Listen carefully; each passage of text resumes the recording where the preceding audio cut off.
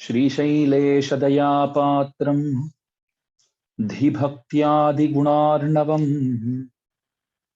यतीन्द्रप्रवणं वन्दे रम्यजामातरं मुनिम्। लक्ष्मीनाथसमारम्भां नाथयामुनमध्यमाम् अस्मदाचार्यपर्यन्तां वन्दे गुरुपरम्परां। यो नित्यमच्युतपदाम्बुज युग्मरुक्मव्यामोहतस्तदितराणि तृणाय मेने अस्मद्गुरोर्भगवतोऽस्य दयैकसिन्धोः रामानुजस्य चरणौ शरणं प्रपद्ये। मातापिता युवतयस्तनया विभूतिः सर्वं यदेव नियमेन मदन्वयानाम् आद्यस्य नः कुलपतेर्वकुलाभिरामम् श्रीमत्तदङ्घ्रियुगळं प्रणमामि मूर्ध्ना भूतं सरश्च महदाह्वय भट्टनाथ श्रीभक्तिसार कुलशेखर योगिवाहान् भक्ताङ्घ्रिरेणु परकाल यतीन्द्रमिश्रान् श्रीमत्परां कुशमुनिं प्रणतोऽस्मि नित्यम्। முன்னம் திருவாய் மொழிப்பிள்ளை தாமுபதேசித்த நேர் தன்னின் படியை தனவாத சொல் மணவாள முனி தன் அன்புடன் செய் உபதேசரத்தினமால தன்னை தன்னெஞ்சு தன்னில் தரிப்பவர் ताळ्घळ् शरण नमक्के। सबको जय श्रीमन्नारायण। हमारा जो संप्रदाय है वो अनादि संप्रदाय है, सनातन धर्म कहते हैं। परम वैदिक सिद्धांत ऐसा माना जाता है, ऐसा कहा जाता है, अत्युत्तम अद्वितीय संप्रदाय माना जाता है। इस संप्रदाय के आद्य गुरु जो है साक्षात भगवान, इसलिए तो लक्ष्मीनाथ समारंभाम नाथ यामुन मध्यमाम अस्मदाचार्य पर्यंताम वंदे गुरु परंपराम, ऐसा नित्य निरंतर हम अनुसंधान करते हैं, बोलते हैं। गुरु परंपरा जो है उसकी शुरुआत प्रभु से प्रारंभ हो करके प्रभु तक का ही गुरु परंपरा है, संप्रदाय है। शुरुआत भी प्रभु से, और पूर्वाचार्य परंपरा में वरवरमणीन्द्र स्वामी जी महाराज के शिष्य हो करके, शिष्य वृत्ति करके, मतलब स्वामी जी महाराज के शिष्य हो करके प्रभु संप्रदाय के आचार्यों में जो आखिरी पद जो है, स्थान जो है, उस स्थान को भी अपने पास ही रखते हैं भगवान। प्रथम गुरु तो भगवान है, भी आप लोगों को वो तो समझ में आया होगा। प्रथम गुरु भगवान है, ये समझ में आता है। किसी आचार्य के पास शिष्य वृत्ति करके भगवान शिष्य हुए, और संप्रदाय के पूर्वाचार्य श्रेणी में जो आखिरी आचार्य उस पद पर भगवान ही विराजे हैं, ये कैसा संभव है? तो आइए सबसे पहले भगवान को क्यों हम प्रथम गुरु बोलते हैं, ये मालूम होना चाहिए। गुरु कौन है? जो अंधकार को दूर करता है वो गुरु। अंधकार यानी अंधेरा, अंधेरा को जो दूर करता है उसे गुरु कहते हैं। और गुरु को ही देशिक करके भी बोलते हैं। क्यों देशिक? जो सही दिशा दिखाता है वो देशिक है। और गुरु को आचार्य बोलते हैं। क्यों बोलते हैं? आचार विचारों को जो जानता है, आचार विचारों के हिसाब से जो चलता है, और आचार विचारों के हिसाब से दूसरों को भी जो ले जाता है उसे आचार्य कहते हैं। आचार्य को आप आचार्य बोलो, गुरु बोलो, देशिक बोलो, ये सब पर्याय है, एक ही अर्थ देने वाले अनेक शब्द है। भगवान क्यों आद्य गुरु? बद्रिकाश्रम धाम में नर ऋषि को नारायण ने अष्टाक्षर मंत्रोपदेश किया, ऐसा शास्त्रों द्वारा मालूम होता है। तो भगवान ही नर ऋषि बने, भगवान ही नारायण बने, नारायण तो है ही आप, तो अपने ही दूसरा आकार नर ऋषि को अष्टाक्षर मंत्र का उपदेश किया, इसलिए ये आचार्य श्रेणी में सर्वप्रथम आपका नाम लिया गया है, क्योंकि अष्टाक्षर प्रदातारम, अष्टाक्षर मंत्र का उपदेश आपने किया। हमारे एक आचार्य लोकाचार्य स्वामी जी महाराज एक अद्भुत बात बोलते हैं, आचार्य पद भगवान को भी बहुत अच्छा लगता है। किसको अच्छा नहीं लगेगा बोलिए आप? गुरु होना, गुरु के पद में होना, वो अच्छा तो सबको लगेगा। आपसे सब राय लेंगे, आपसे सब पूछेंगे, पांव पड़ेंगे, सेवा करेंगे। आपको पूछा जाए आपको क्या शिष्यवृत्ति करना है या गुरु के पद में बैठना है, नाना तो बोलेंगे, शिष्य ही रहना सही है ऐसा बोलेंगे तो सही, लेकिन मन के कोने में कहीं ना कहीं तो ये विचार तो अवश्य होगा ही कि गुरु होना सही लगता है। इतने सारे लोग जब मानने आते हैं, मान देते हैं, तो हो जाते हैं, इसमें क्या है। आचार्य पद जो है सब चाहते हैं। देखिए प्रभु नारायण होकर के नर ऋषि को उन्होंने उपदेश किया। ये नर ऋषि कौन है? नारायण ही थे। लोकाचार्य स्वामी जी महाराज बोलते हैं कि नारायण ने उपदेश क्यों किया? सबसे पहले बोले कि आचार्य पद उनको भी अच्छा लगता है। वो बोले कि आचार्य श्रेणी में सबसे पहले मेरा नाम हो, लक्ष्मीनाथ समारंभाम, सबसे पहले मेरा नाम होना चाहिए, मेरे को गुरु होना ही है, गुरु बनना ही है। इसलिए वो अष्टाक्षर मंत्र को प्रदान करके आचार्य श्रेणी में सबसे पहले गिने जाते हैं, सबसे पहले माने जाते हैं। तो देखिए शिष्य क्यों खुद हुए, एक प्रश्न है। नर ऋषि भी तो नारायण ही थे। शिष्यवृत्ति करने वाले तो लोग में नहीं मिलेंगे, दुनिया में नहीं मिलेंगे। किसी ना किसी को पकड़ करके शिष्य बना करके आप उपदेश दे सकते थे, उपदेश कर सकते थे। आप ही को क्यों शिष्य होना पड़ा? शिष्य भी आप, गुरु भी आप, इतना कष्ट क्यों हुआ?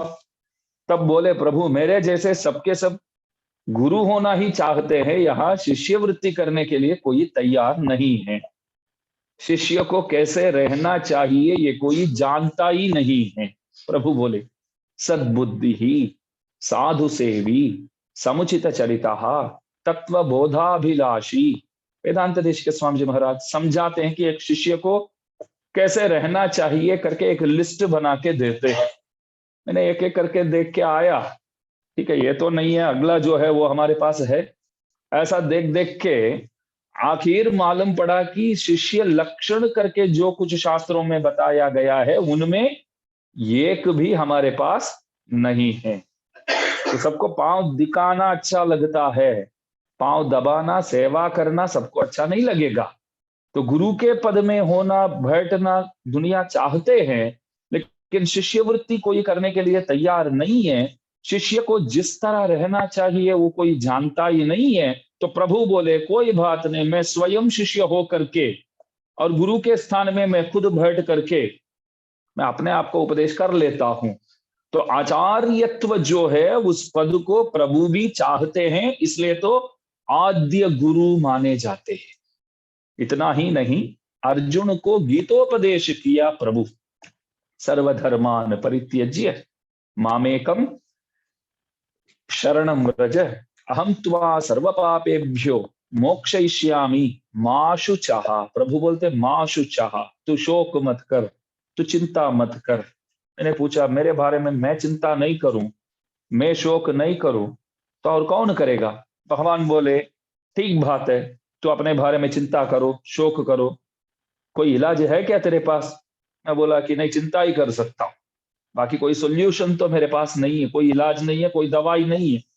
प्रभु बोले तू काली चिंता ही कर सकता है, काली काली चिंता करता रहेगा तो तेरा तबीयत अवश्य बिगड़ जाएंगे, और मानसिक व्याधि, मानसिक रोग जो है वो भी अपनाएंगे आपको। तो इसलिए अच्छा, वो चिंता जो है वो मेरे पर छोड़ दो, क्योंकि मैं चिंता को दूर करने की जो तरीका है वो मेरे को ही आता है, इलाज जो है वो मैं ही जानता हूं, दवाई जो है वो मेरे पास ही है। इसलिए तो सहस्रनाम में बोलते हैं भेषजम भिषक, भगवान जो है डॉक्टर वही है और दवाई भी वही है। डॉक्टर भी प्रभु ही है और दवाई भी प्रभु ही है।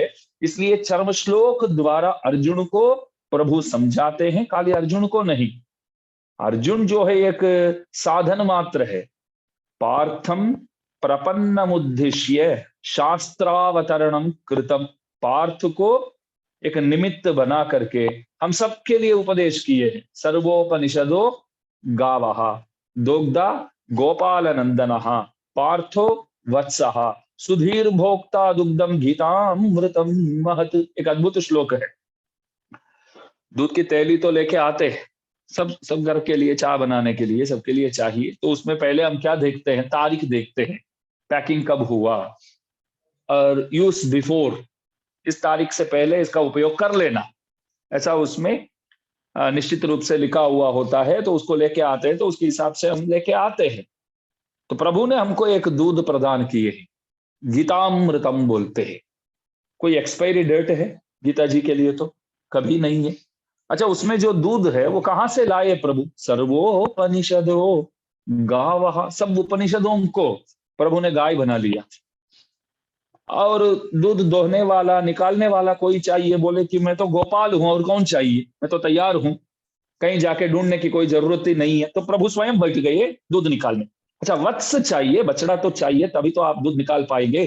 पार्थो वत्सः, अर्जुन को वत्स के जगह, वत्स की जगह अर्जुन को बिठा दिया, उपनिषदों को गाय बना लिया और स्वयं गोपाल होकर के बैठ गए। उन्होंने जो अमृत निकाला, जो दूध निकाला, उसी को हम क्या कहते हैं? गीतामृत बोलते हैं। और एक्सपायरी डेट ही नहीं है इसका, हमेशा के लिए। अब फ्रिज में रखने की कोई जरूरत नहीं है, बारंबार गर्म करने की कोई जरूरत नहीं है, बस हृदय में रखने योग्य, उन विचारों को अपनाने योग्य, अपने जीवन में लाने योग्य। अनेक आचार्यों बोलते हैं गीता जी का अध्ययन कोई करेगा तो किसी भी बातों से वो हिलेगा नहीं, वो हमेशा दृढ़ रहता है।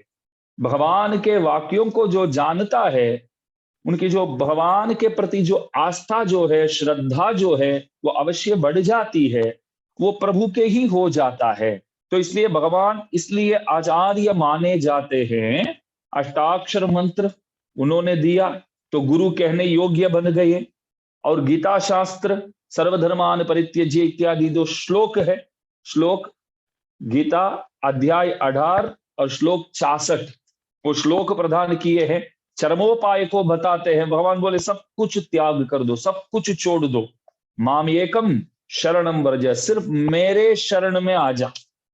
ये ध्यान देने योग्य है। भगवान सुस्पष्ट रूप से बोलते हैं, फिर भी हम कोई समझ नहीं पाते। भगवान ऐसा नहीं बोले कि मेरी शरण में आ जा, सिर्फ मेरे ही शरण में आ जा। फर्क है ना दोनों में।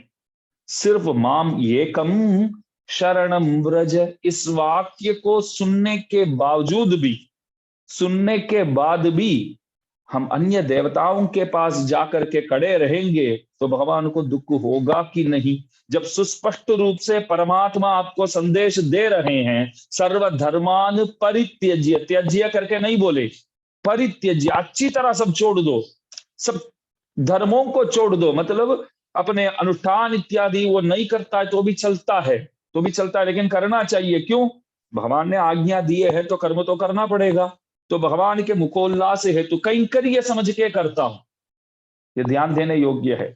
मैं कुछ कर्म करता हूं, क्यों करता हूं? ये कर्म करूंगा तो ये फल मिलेगा, ऐसा समझ के नहीं करना चाहिए। मेरे को फल तो, मेरे लिए फल, मेरे लिए उपाय, सब कुछ तो भगवान ही है, उनके सिवाय मेरे को कुछ नहीं चाहिए। आपसे ज्यादा मेरे को क्या चाहिए? भक्तों को क्या बोलना चाहिए? आपसे ज्यादा मेरे को क्या चाहिए? बस आप चाहिए हमको। और कुछ नहीं चाहिए।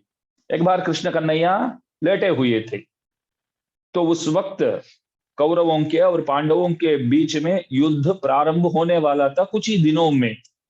तो दोनों तैयार कर रहे थे, तो सैनिकों को इकट्ठा करके बातचीत करते थे, भाषण देते थे, सेनापति हो करके कोई भी उसमें उस दल के कोई सेनापति होगा तो वो सबको ऐसे भाषण देता था, थोड़ा प्रोत्साहन करके उन लोगों को युद्ध में लगाना है। तब दुर्योधन को किसी ने कहा कि देखो, ये कन्हैया ने तो प्रतिज्ञा कर लिया कि इस युद्ध में मैं भाग लेने वाला नहीं हूं, किसी के पक्ष में मैं लड़ने वाला नहीं हूं। ऐसा तो प्रभु ने प्रतिज्ञा कर दिया।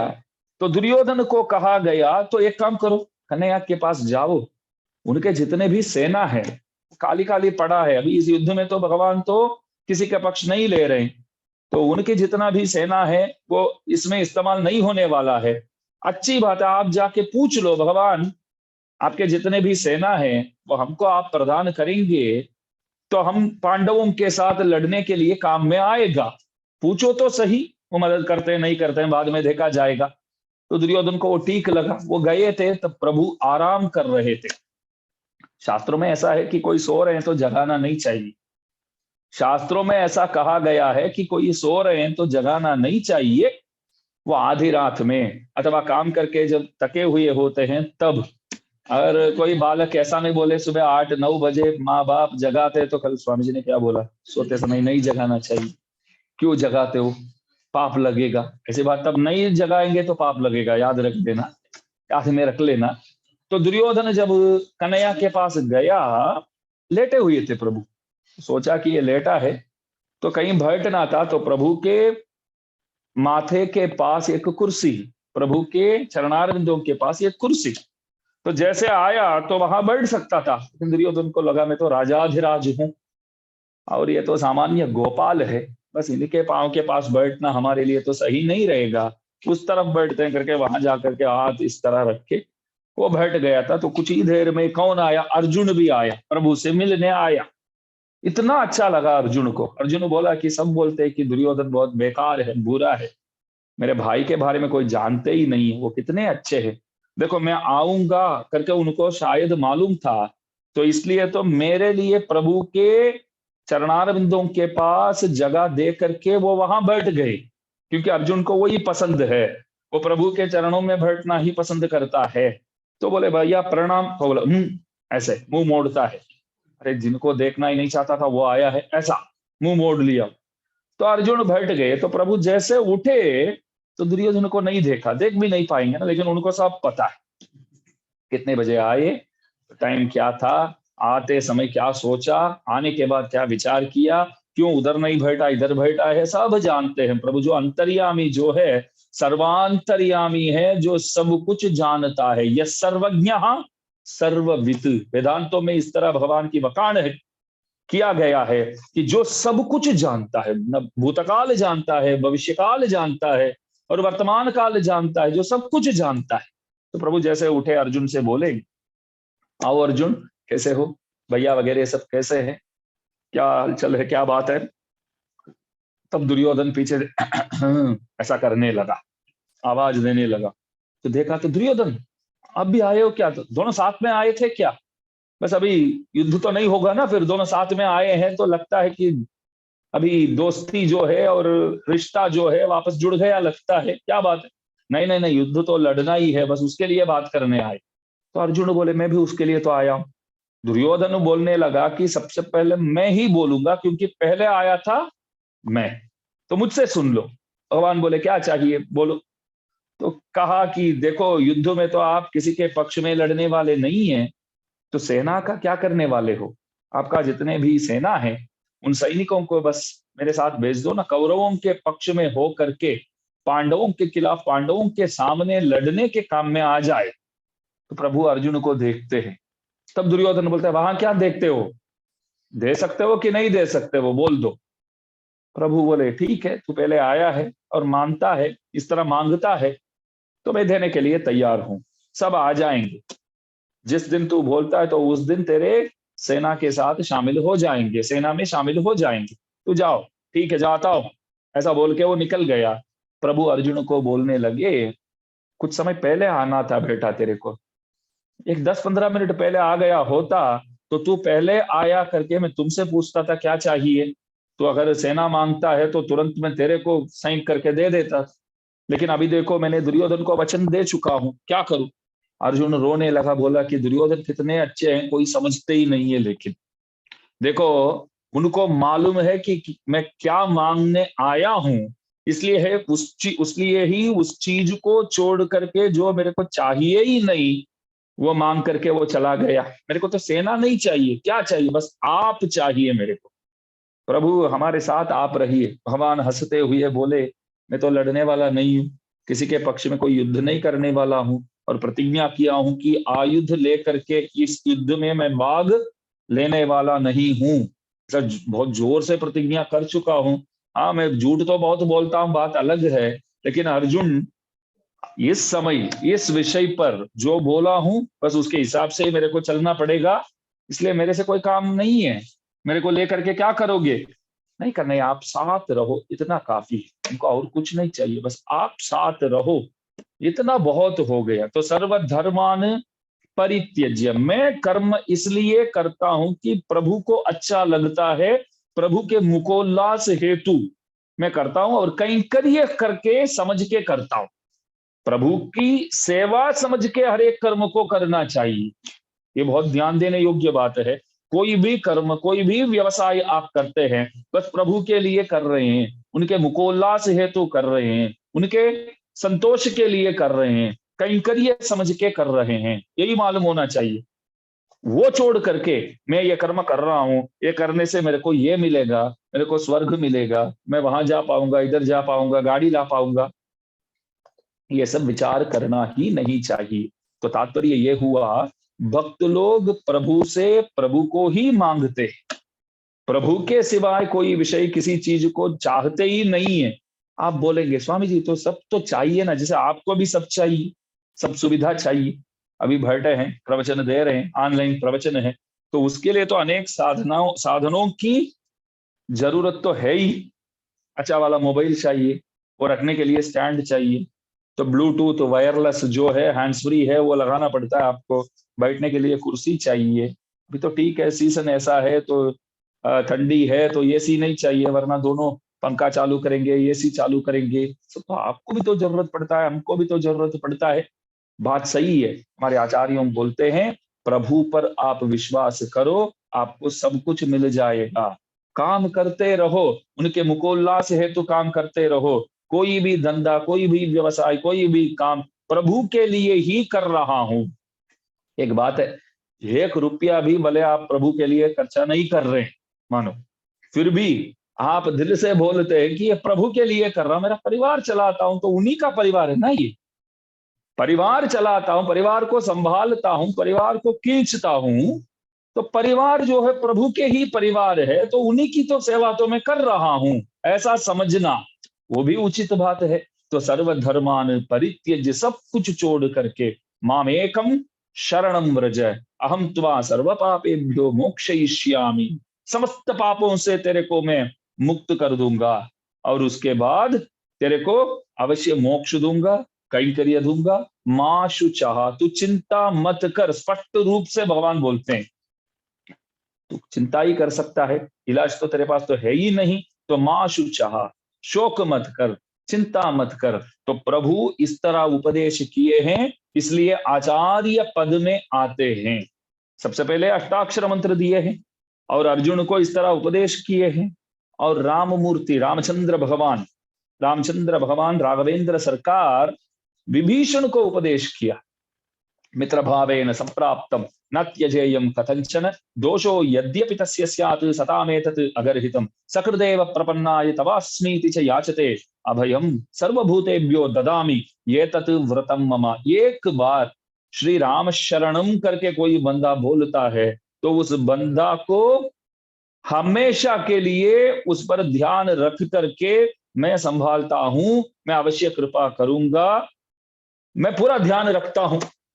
ये तत्व व्रतम मम, मेरा ये संकल्प है, दृढ़ संकल्प है, मैं प्रतिज्ञा करता हूं करके राघवेंद्र सरकार बोले हैं। तो इस तरह जीवात्माओं के लिए प्रभु अनेक उपदेश किए हैं, तो ऐसा उपदेश किए हैं, इसलिए प्रभु संप्रदाय के गुरु परंपरा में आद्य गुरु माने जाते हैं। तो कोई आपसे पूछे आपका धर्म का प्रथम गुरु कौन है, तो क्या उत्तर देंगे आप लोग? भगवान नारायण। क्यों भगवान नारायण? भैया अष्टाक्षर मंत्र दिए हैं और गीता शास्त्र दिए हैं, ऐसे काम तो किए हैं वो, तो आचार्य पद में वो स्वयं बैठे हैं। तो ठीक है, वो स्वयं नर होकर के, स्वयं नारायण होकर के क्यों अष्टाक्षर मंत्र उपदेश किया? शिष्य तो और किसी को ला सकते थे, लेकिन शिष्य को किस तरह रहना चाहिए वो कोई जानता ही नहीं था, किसी को वो मालूम ही नहीं था, तो इसलिए प्रभु को ही शिष्य होना पड़ा। एक बात है, वो भी आपको मालूम होना चाहिए। तो प्रथम गुरु जो है वो भगवान नारायण है। तो नारायण के बाद आते हैं श्री महालक्ष्मी। अम्मा जी को भगवान अष्टाक्षर मंत्र उपदेश करते हैं और द्वय मंत्र उपदेश करते हैं, तो इसलिए अम्मा जी जो है भगवान के बाद आचार्य पद में आचार्य हो करके अम्मा जी बैठे हैं। तो अम्मा जी ने उपदेश किसको किया? श्री विश्वक्सेन स्वामी जी महाराज, प्रभु के जो सेनापति है, यस्यद्वरद वक्त्राद्याः पारिषद्याः परश्यतम विघ्नम निघ्नन्ति सततम विश्वक्सेनम तमाश्रये। विश्वक्सेन स्वामी जी महाराज बोलते हैं, उनके अवतार उत्सव भी यहाँ मनाया गया। तो मैंने बोला कि उनके हाथ में एक वेत्रपाणी बोलते हैं उनको, एक दंड पकड़ के बैठे होते हैं वो। तो प्रभु क्या करते हैं, पूरा उनके हाथ में दे दिया, सब आप संभालो। प्रभु से उन्होंने पूछा तो आज श्री क्या करेंगे? मैं अम्मा जी पास में आकर के बैठी है लक्ष्मी जी, तो कुछ देर बात करता हूँ, दोनों शांति से बातचीत करेंगे, बातें करेंगे, तो इसलिए आप सब संभालेंगे। तो स्वामी जी बोले, विश्वक्सेन स्वामी जी महाराज, आप अम्मा जी के साथ बस इधर उधर घूमो, खेलो, बातचीत करो, बस मैं पूरा ध्यान रखूंगा, आप चिंता मत करो। तो भगवान को विश्वक्सेन जी जब सामने आ जाते हैं, तो सब कार्य जब वो निर्वहन करते हैं, तो प्रभु निश्चिंता होकर के आराम से बैठ जाते हैं। तो प्रभु के सेनापति अम्मा जी विश्वक्सेन स्वामी जी महाराज को एक बहुरानी जैसे स्वशुर जी को देखती है, इस तरह देखती है, स्वशुर के समान, स्वशुर के सदृश साक्षात श्री महालक्ष्मी मानती है। तो ये वहां विश्वक्सेन स्वामी जी जो है, वो विश्वक्सेन जी अम्मा जी के शिष्य होकर के अम्मा जी से रहस्यत्रयों को प्राप्त किया। यहां कोई जानते हैं रहस्यत्रय क्या है? संप्रदाय में रहस्यत्रय बोलते हैं। आप मुमुक्षु है तो रहस्यत्रय ज्ञान अत्यावश्यक है। आप मुमुक्षु है तो रहस्यत्रय ज्ञान अत्यावश्यक है। आपको रहस्यत्रय क्या मालूम है? मैं पूछूं तो आप क्या बोलेंगे? मुमुक्षु करके कुछ बोले ना, वो क्या होता है?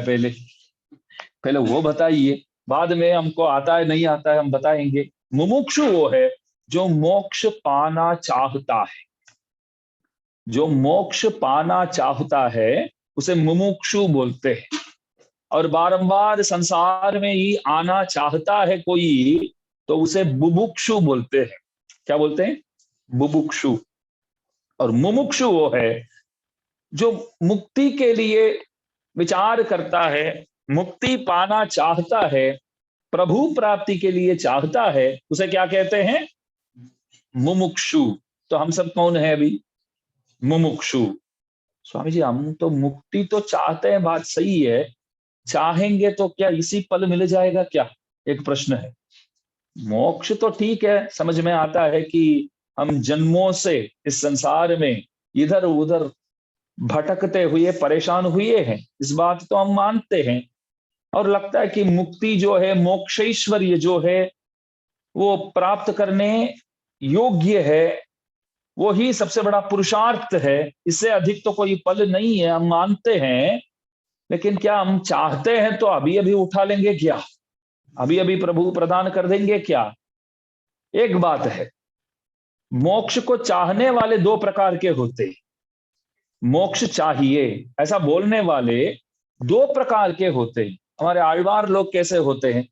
आழ்वार लोग बोलते हैं कि अभी अभी उठा लो, एक पल के लिए भी इस संसार में हम रह नहीं पाएंगे, हमको संसार नहीं चाहिए, प्रभु अभी उठा लो, अभी ले जाओ।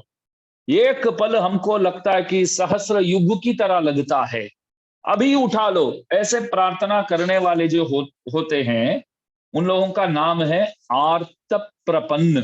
क्या बोलते हैं? प्रपन्न का मतलब होता है जिसने प्रपत्ति किया हो, शरणागति किया हो, उसको क्या बोलते हैं? प्रपन्न बोलते हैं। सबसे पहले मुमुक्षु एक शब्द आप लोगों ने सीखा। मुमुक्षु जो मोक्ष चाहता है वो मुमुक्षु है, और प्रपन्न वो है जिसने प्रपत्ति किया हो, वो प्रपन्न है। और आर्त प्रपन्न कौन है? वो बोलता आरती। आरती माने बस बहुत हैरान हूं मैं, मुझे प्रभु अभी उठा लो, इधर तो रह नहीं पाऊंगा मैं, मुझे तो वहीं आना है। तो इस तरह अपने दुखों का अनुसंधान करके वो बोलता है कि अभी अभी आना है, तो उनका नाम है आर्त प्रपन्न। इधर कोई है क्या आर्त प्रपन्न?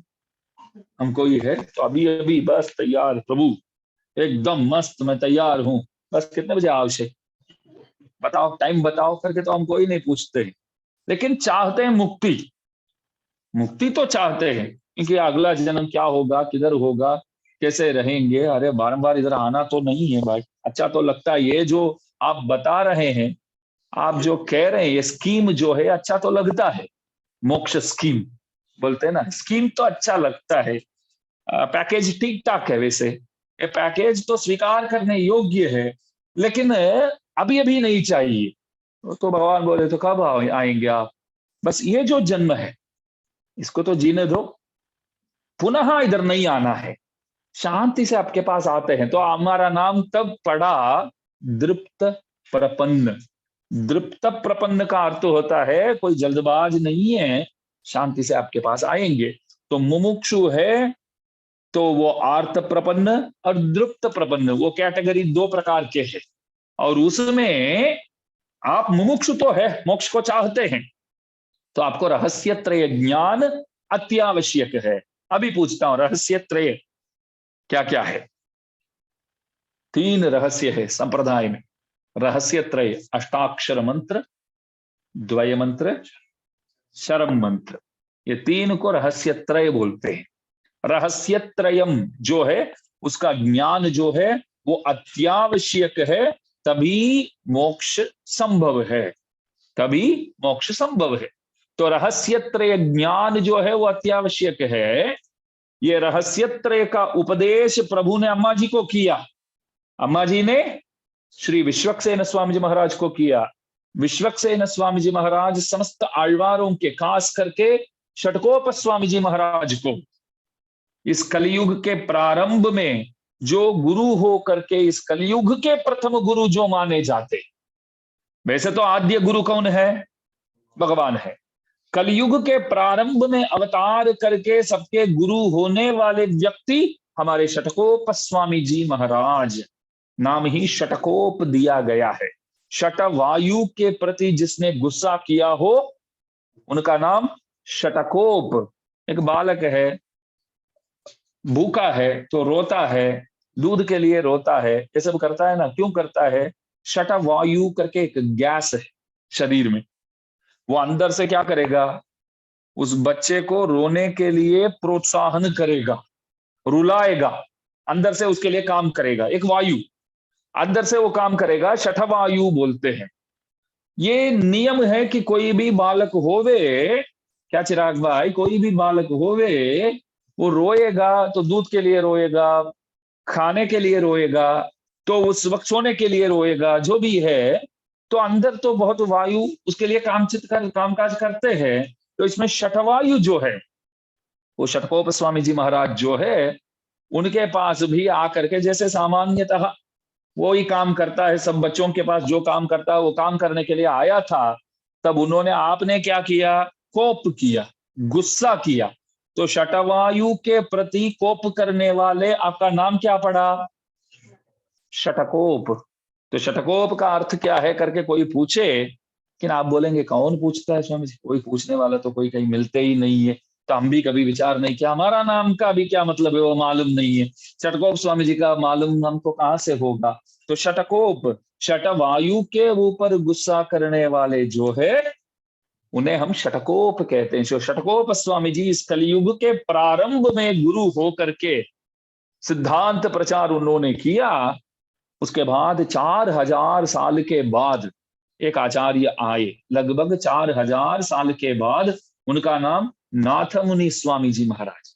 लक्ष्मी नाथ समारंभाम, बाद में क्या बोलते हैं, नाथ यामुन मध्यमाम, नाथ यामुन मध्यमाम, मध्य पद के, मध्यम पद के आचार्य होकर के। क्योंकि शुरुआत तो प्रभु और बीच में संप्रदाय ऐसा ही आता आता रहा, लेकिन एक अवस्था इस तरह आ गया कि आगे कोई प्रचार करने वाले है ही नहीं, तो क्षीण हो गया मान।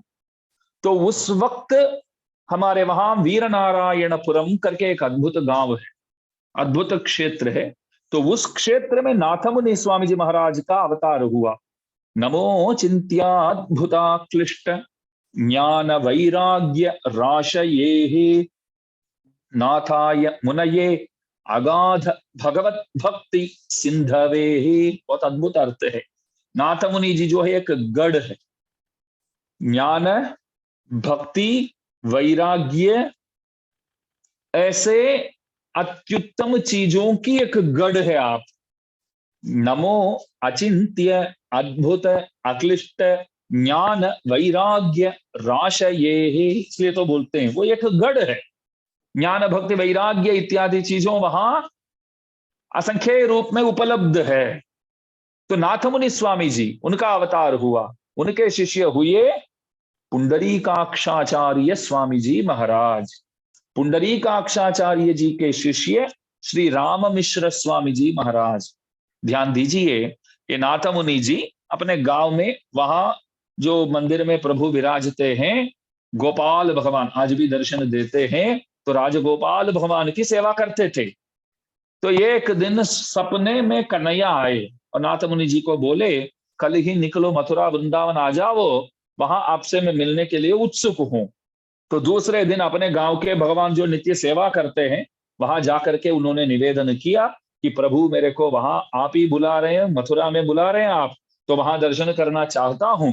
तो गोवर्धन इत्यादि क्षेत्रों जाकर के वहां दर्शन करके आता हूं, तो आप अनुमति देंगे? तो प्रभु बोले, जाना, लेकिन जल्दी आ जाना। वहां भी आपको बुलाने वाला तो मैं ही हूं, वो बात अलग है। फिर भी यहाँ इस रूप में मैं खड़ा हूं, तो आपको निरंतर देख करके यहाँ मैं खड़ा हूं। यहाँ आप मेरे को नहीं दिखेंगे तो मेरे को अच्छा नहीं लगेगा, इसलिए वहां जा करके आप जल्दी आ जाना। हाँ ठीक है करके वहां गए थे। वहां गोवर्धन गिरिधारी की पूजा करते थे। हमारे संप्रदाय में ऐसा बोलते हैं कि नाथ द्वारा में जो गिरिधारी का दर्शन हम करते हैं, वो जो भगवान का दिव्य मंगल विग्रह है, दिव्य स्वरूप जो है, उस विग्रह को नाथ मुनि जी पूजते थे गोवर्धन गिरी में, ऐसा बोलते हैं। कोई सबूत तो मालूम नहीं है कि नहीं, लेकिन एक बात तो बोलना चाहूंगा, प्रभु का नाम वहां श्रीनाथ है। वैसे तो इस प्रांत में कहीं भी कन्हैया का नाम श्रीनाथ नहीं है, ध्यान में रखिए आप लोग कभी बोलते हैं कन्हैया को श्रीनाथ करके? यहां कोई बोलता ही नहीं है। रणछोड़ राय बोलते हैं, जय रणछोड़ बोलते हैं, तो माखन चोर बोलते हैं, ये सब तो प्रसिद्ध है। सिर्फ उस क्षेत्र में गांव का नाम ही नाथ द्वारा, और वहां प्रभु नाथ जी, श्रीनाथ जी, श्रीनाथ करके, श्री महालक्ष्मी जी के नाथ करके वहीं जाने जाते हैं प्रभु, पुकारने जाते हैं। क्यों ऐसा है? तब हमारे आचार्यों कहते हैं कि इस तरह है कि नाथ मुनि जी द्वारा पूजित थे, तो नाथ मुनि जी को एक आचार्य के रूप में कन्हैया देखते थे। शास्त्रों में ऐसा कहा गया है कि गुरु का नाम ही एक चेले को अपनाना चाहिए, गुरु का नाम ही अपनाना चाहिए। क्यों? मेरे लिए तो सब कुछ मेरे गुरु ही है, ये विश्वास तो होना चाहिए। शरीरम वसु विज्ञानम सर्वम गुरुवर्थम दारये, सब कुछ गुरु का ही है। मैं, मेरे परिवार, मेरे धन इत्यादि, मेरे कोई जमीन हो, तो इसका मतलब ये नहीं है कि आप दस्तावेज करके दे दो, लेकिन देने के लिए भी तैयार रहो, देना पड़े तो उसके लिए भी तैयार रहे। और मैं सब कुछ, मैं स्वयं गुरु का हूं, गुरुजी भी ये सब तो प्रतीक्षा करने वाले नहीं है। जो जरूरत है, जो प्रभु की सेवा के लिए जरूरत है, बस वो ही शिष्यों से गुरुजी भी स्वीकार करते हैं।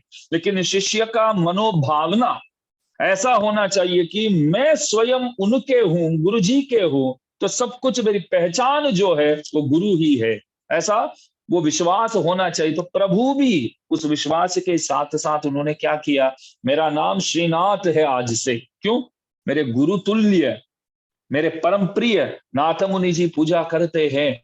तो गोवर्धन गिरिधारी जो नाथ द्वारा में दर्शन देते हैं, श्रीमन्नाथ भगवान की पूजा श्रीमन्नाथ मुनि स्वामी जी ने किया। फिर प्रभु एक दिन ये जो उनके गांव के प्रभु सपने में आए, आकर के बोले कि समय तो बहुत हो गया, वापस आ जाओ, कब आएंगे।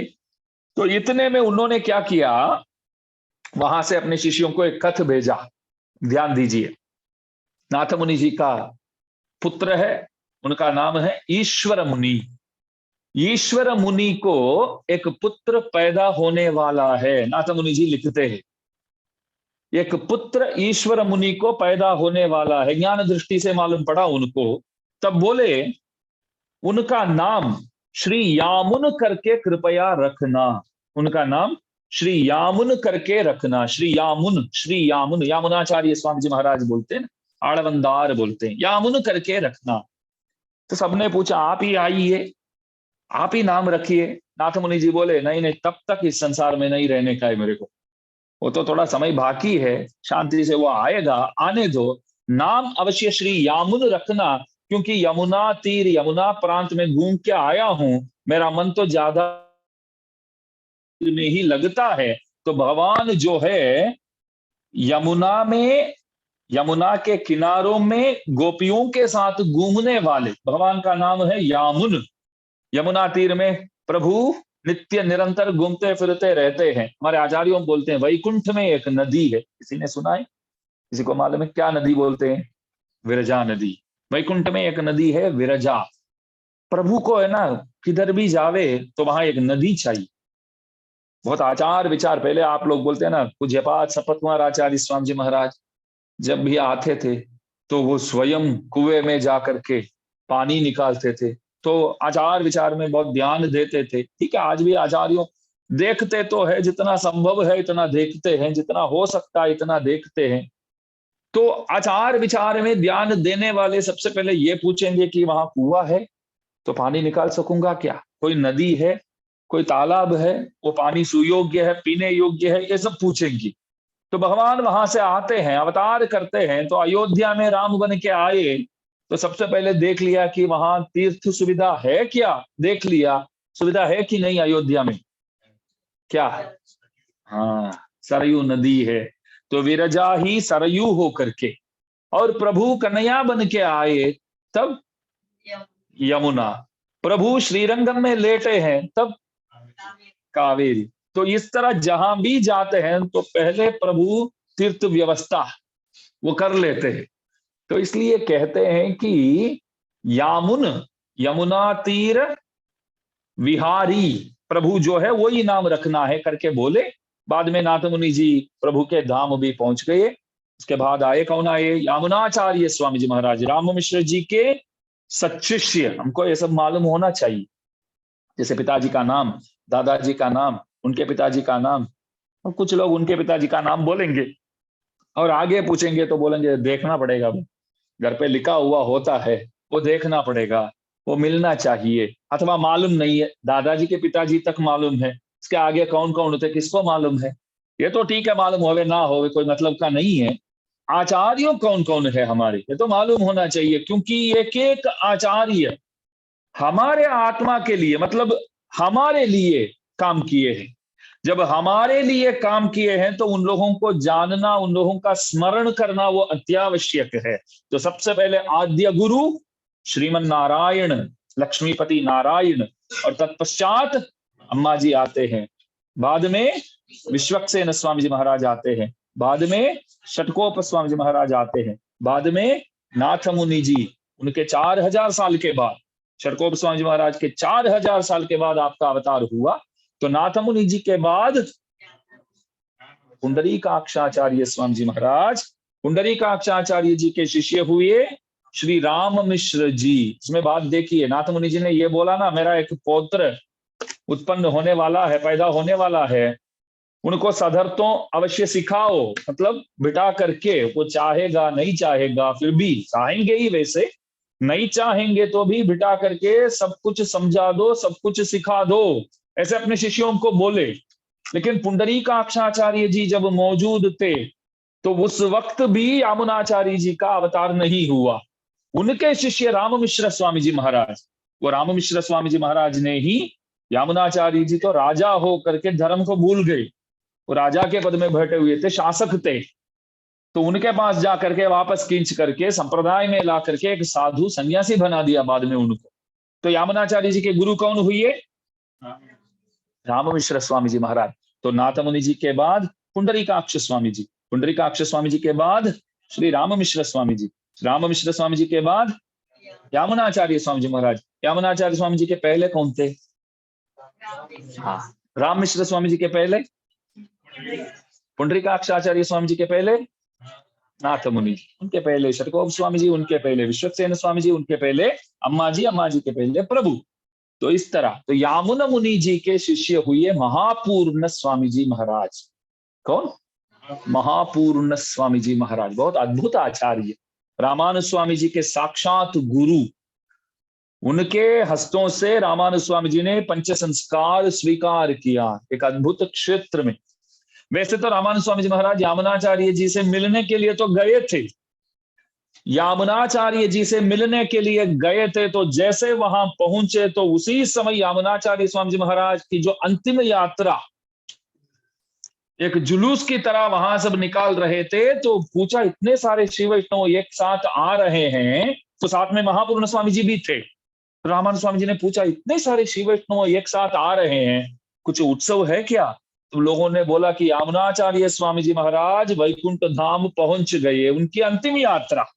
रोने लगे रामानु स्वामी जी महाराज, मिलने आया उनसे मैं, अभी कैसे मिलूं?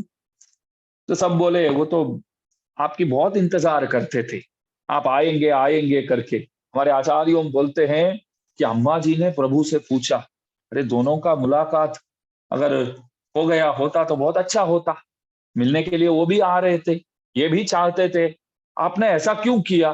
तब प्रभु बोले, वो दोनों अगर एक दूसरे से मिल जाते ना तो मेरा कोई काम ही नहीं रहता, बाद में संसार ही नहीं रहता, मेरे को खेलने के लिए तो कुछ तो चाहिए, तो इसलिए ही उन दोनों की मुलाकात नहीं होने दिया मैंने, ऐसा बोलते हैं।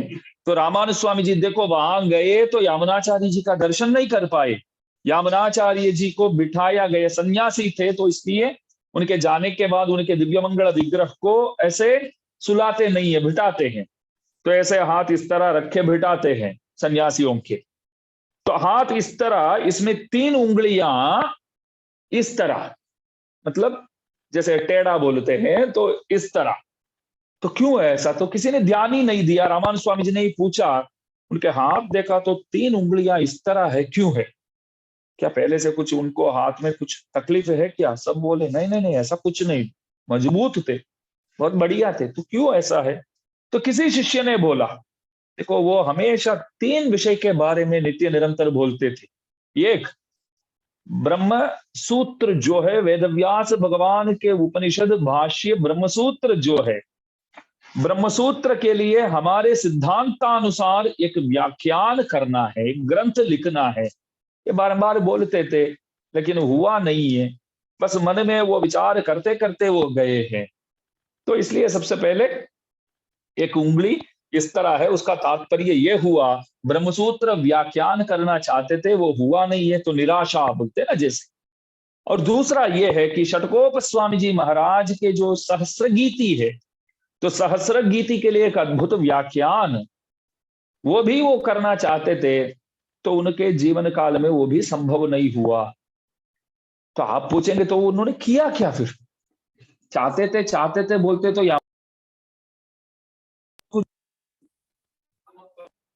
एक अद्भुत ग्रंथ उनके द्वारा दिया गया है। और गीतार्थ संग्रह रामानु स्वामी जी महाराज गीता भाष्य प्रदान किए हैं, गीता जी के ऊपर व्याख्यान लिखे हैं, तो आधार के रूप में उन्होंने यामुनाचार्य जी के ग्रंथ को ही लेकर के लिखे हैं। अगर यामुनाचार्य स्वामी जी महाराज गीता के अर्थ के रूप में, मतलब गीतार्थ के रूप में गीतार्थ संग्रह जो है वो ग्रंथ नहीं बनाया होता, तो रामानुज स्वामी जी महाराज के लिए थोड़ा कष्ट पड़ता था, गीता व्याख्यान करना आसान नहीं होता।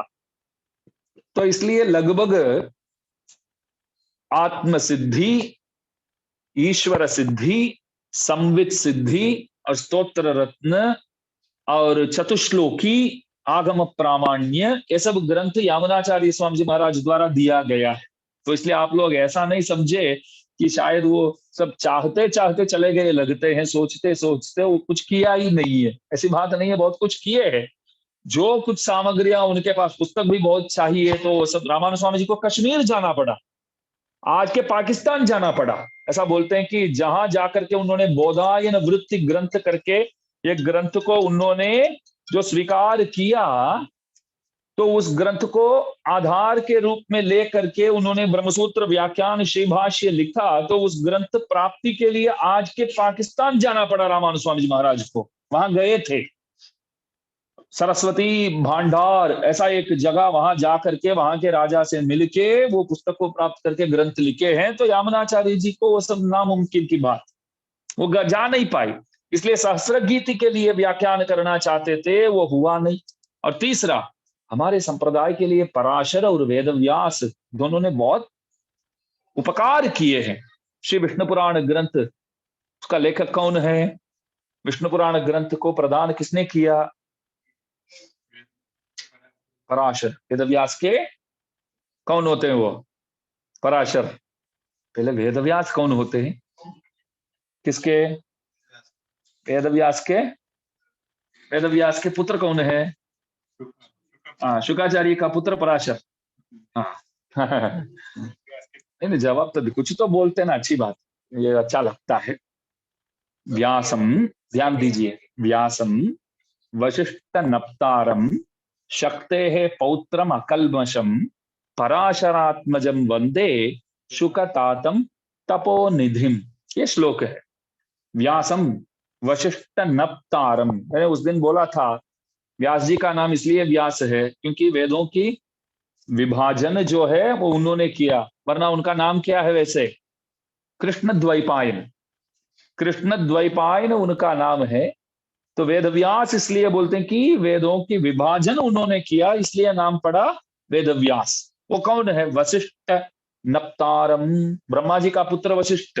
अभी गुरु परंपरा देखा ना, भगवान अम्मा जी, श्री विश्वक्सेन जी, षटकोप स्वामी जी, श्रीमन नाथ मुनि जी, श्री पुंडरीकाक्ष जी, श्री राम मिश्र जी, यामुनाचार्य जी, महापूर्ण जी, ये सब देखा ना, वो देखा ना। अभी और एक परंपरा में बोलता हूं, ब्रह्मा, चतुर्मुख ब्रह्मा, ब्रह्मा का पुत्र है व्यासम वशिष्ठ नप्तार। वशिष्ठ जी जो है ब्रह्मा के पुत्र है, और वशिष्ठ के पुत्र है शक्ति, शक्ति के पुत्र है पराशर, पराशर के पुत्र है कौन है? वेदव्यास, वेदव्यास के पुत्र है शुकाचार्य। ये व्यास परंपरा, व्यास जी का जो परंपरा है। तो ब्रह्मा, ब्रह्मा के पुत्र वशिष्ठ, वशिष्ठ के पुत्र पिंटू भाई बोलेंगे और कोई नहीं बोलेंगे अभी। हाँ, अभी तो बोला। तो ब्रह्मा, ब्रह्मा जी के पुत्र वशिष्ठ, वशिष्ठ के पुत्र शक्ति, शक्ति के पुत्र पराशर, पराशर पुत्र वेदव्यास, वेदव्यास के पुत्र शुकाचार्य। तो इस तरह है ये परंपरा जो है वो इस तरह है। तो पराशर भगवान श्री विष्णु पुराण ग्रंथ प्रदान किए। संप्रदाय में बोलते हैं कि तत्वों को जानना है, आपको तत्वों को जानना है, तो एकमात्र उपाय श्री विष्णु पुराण ही है। यामुनाचार्य जी आड़वंदा स्तोत्र में कैसे गाते हैं, किसी को याद आता है? संदर्शयन निरमिमीत पुराण रत्नम, पुराण रत्न बोलते। संप्रदाय में इन रत्नों को जानिए, इन रत्नों को अवश्य जानिए कि पुराणों में रत्न के सदृश जो है वो श्री विष्णु पुराण है, इसलिए पुराण रत्न। मंत्रों में द्वय मंत्र जो है, मंत्रों में रत्न के बराबर द्वय मंत्र है, तो इसलिए लालाबाई द्वय मंत्र को क्या बोलते हैं? मंत्र रत्न बोलते हैं। मंत्रों में रत्न जेवा, पुराणों में रत्न जेवा श्री विष्णु पुराण, मंत्रों में रत्न जेवा द्वय मंत्र, ऐसा कहते हैं। तो मंत्र रत्न, पुराण रत्न, ऐसा ऐसा बोलते हैं। तो स्तोत्रों में रत्न जेवा स्तोत्र, आळवंदा स्तोत्र, स्तोत्र रत्न बोलते हैं इसलिए। तो संदर्शयन निरमिमीत पुराण रत्नम तस्मै नमो मुनिवराय पराशराय बोलते हैं। और पराशर भगवान खूब उपकार किए वैदिक धर्म के लिए, और वेदव्यास भगवान भी अनेक उपकार किए हैं। तो यामुनाचार्य जी सोचते थे कि उन दोनों ने इतना किया है, लेकिन प्रत्युपकार के रूप में थैंक्स तो बोलना चाहिए ना कम से कम हमको। तो कहां जाकर के बोलेंगे, कहां जाकर के बोलेंगे? पराशर भगवान कहीं बैठे हैं क्या? कहीं बस स्टैंड में बैठे हैं अथवा कहीं मिलेंगे क्या? किधर जाकर के मिलेंगे? कोई गांव में क्षेत्र में मिलते हैं तो जाके मिल सकते हैं। हम चाहते हैं कि हम आभार उनके सामने प्रकट करना चाहते हैं, आभारी होना अत्यावश्यक है। तो धन्यवाद करके कहना चाहते, तो कैसे किया जाए?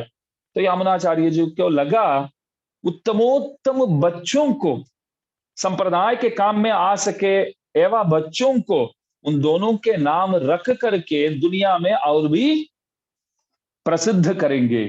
वो विचार करते थे लेकिन हुआ नहीं।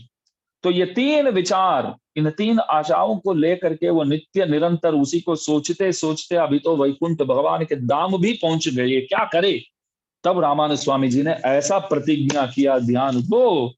सब देख रहे थे तो रोते रोते बोले कि यामुनाचार्य जी, बस आप श्री के दर्शन के लिए दास आया, वंचित रह गया।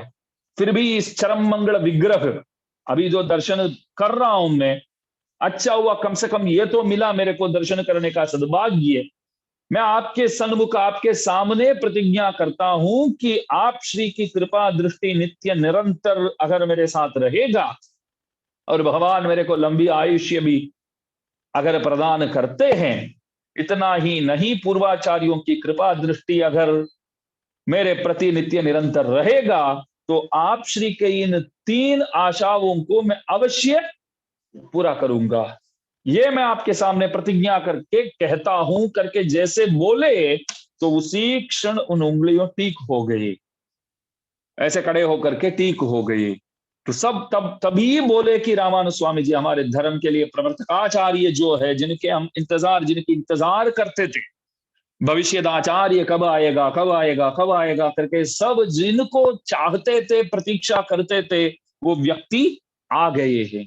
तो देखिए, यामुनाचार्य जी के पास जाकर के पंच संस्कार तो लेना चाहते थे, लेकिन यामुनाचार्य जी इसके पहले भगवान के पास पहुंच गए, तो महापूर्ण स्वामी जी से लिया पंच संस्कार। वो भी एक अद्भुत चरित्र है।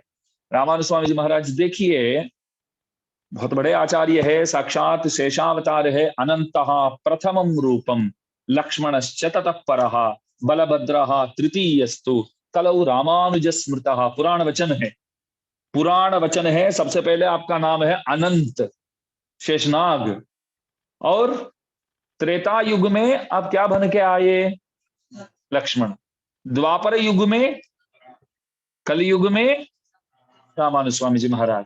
तो ऐसे महान आचार्य, फिर भी गृहस्थाश्रम को उन्होंने स्वीकार किया, शादी किया। पहले कम उम्र में पिताजी चले गए और पढ़ने आए थे यादव प्रकाश जी के पास। यादव प्रकाश जी वेदार्थों को सही तरह नहीं समझाते थे, अपार्थों को सुनाते थे। तो रामानुज स्वामी जी उठ करके गुरु को उपदेश करने लगे, आप ये गलत कह रहे हैं, ये सदर्थ मैं बोलता हूं। तो शिष्यों सब तारीफ करने लगे, तो गुरु जी से अच्छा रामानुज बढ़िया बोलता है यार, ऐसा। बाकी सब जितने भी स्टूडेंट्स थे, तो यादव प्रकाश जी को मालूम पड़ा कि ये अगर जिंदा रहेगा आगे तो हम सबको खा लेगा, इससे अच्छा कुछ तो करके उसको तो बस खत्म कर दो। तो क्या किया जाए? तो गंगा यात्रा ले जाते हैं और गंगा में गिरा देते। तो वहां बच के आ गए, प्रभु ने बचाया, साक्षात वरदराज भगवान जाकर के बचा के लेके आए। और शादी किया तो धर्मपत्नी भी इतने रामानुज स्वामी जी के विचारों के हिसाब से साथ नहीं चलते थे। अम्मा जी, ऐसा बोलना तो सही नहीं है, लेकिन एक बात है कि अगर वो साथ रामानुज स्वामी जी के विचारों के हिसाब से अम्मा जी चलते होते तो रामानुज स्वामी जी महाराज हमारे जैसे करोड़ों गृहस्थों में एक हो करके भगवान के पास पहुंच जाते होते, पहुंच गए होते। उनकी कृपा विशेष कृपा है, तभी तो रामानुज स्वामी जी हमको मिले हैं। तो इनके आचार विचारों के हिसाब से इतना सही नहीं लगा रामानुज स्वामी जी को, त्याग करके संन्यास स्वीकार कर लिया। ठीक है, आपको भी नहीं लगता, हमको भी ठीक नहीं लगता है, तो आप अपने हिसाब से अपने माँ के वहां जाएंगे, किधर जाएंगे आप देख लेना, मैं तो संन्यास स्वीकार करने वाला हूँ। तो वो जमाने में तो डिवोर्स इत्यादि तो नहीं था, तो देखिए संन्यास लेना वही डिवोर्स समझो, एक बात है। तो संन्यास स्वीकार कर लिया, सन्यासी हो गए, यतिराज हो गए आप। तो अम्मा जी की कृपा से, दास तो वही बोलेगा कि उनकी कृपा से रामानुज स्वामी जी महाराज हमें मिले। तो पूरे सबके काम में रामानुज स्वामी जी आवे, उसके लिए प्रभु ने ऐसा किया ना। देखिए कैकेयी जो है, कैकेयी नाम सुनते ही आपको लगेगा कि राम को वन भेजने में ये क्रूर कार्य किया किसने? कैकेयी ने। लेकिन कैकेयी कैसे थी मालूम है? जब मंत्रा आकर के बोलती है कि कल राम को राजा बनाने वाले हैं, तो तुरंत वो जो इस तरह जो चेन वगैरह पहनती थी, तो निकाल करके उसको प्राइस के रूप में, गिफ्ट के रूप में क्या समाचार दिया, वाह मेरा राम।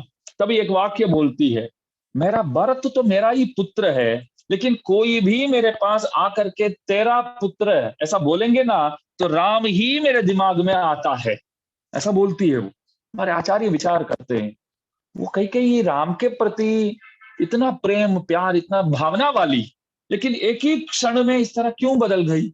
भगवान शांति से बोले, वो कहा बदली, मैंने बदल दिया उनके विचारों को, वो तो बदलने वाली नहीं है कभी, तो क्यों ऐसा किया?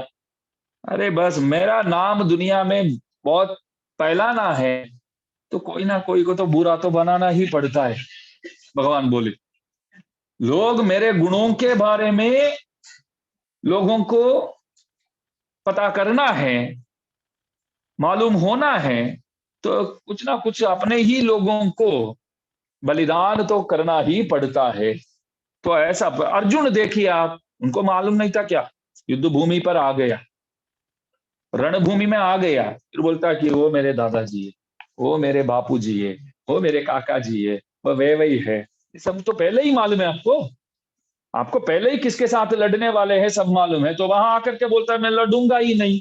तो किसी ने भगवान से पूछा, वो क्यों ऐसा स्थिर होकर के क्यों बैठा है अभी, लड़ूंगा ही नहीं करके? भगवान बोले, वो कहाँ स्थिर होकर के बैठा, मैंने बिठाया ऐसा। क्यों?